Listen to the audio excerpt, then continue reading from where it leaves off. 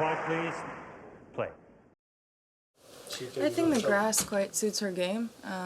She stays fairly low, has very flat strokes, especially when you give her the time. She changes direction quite well, and gives a little bit of a different match in Australia where you have a little bit more time. But thought she did especially in the second set, started being more aggressive, and when she finds those lines on the serve, it's tough to get back.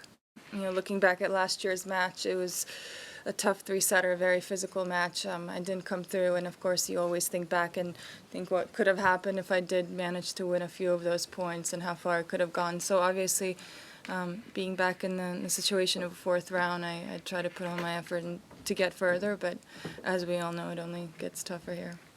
I think I've worked through a few different opponents and different conditions as well, a few different courts. I've kind of had put myself in different situations and yet been able to close out the matches in 2 sets, so that's a positive in these last 8 days. Having that Sunday off, in my case, starting on last week's Monday, gave me a chance to have 2 days off, which is quite rare. Only usually happens here, or maybe at the US Open occasionally, or the French if you start on a Sunday. But I haven't had that in a while, so it's really about kind of managing those couple of days and then knowing that if you win the match today, you got to be ready to play tomorrow. So I've certainly been in this situation before, but you always have to make small adjustments based on how you feel or the way you played or who your next opponent is.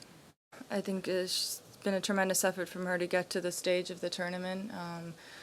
With the serve that she has, she's been able, her game really revolves around that serve, and she's been using it quite effectively in her previous 4 matches. And some return will be extremely important tomorrow, especially taking care of my service games. And, it's always tricky playing against a really good server on grass because a few points here and there can ultimately tell the difference in the winner and the loser. And but yeah, I'm quite looking forward to that matchup.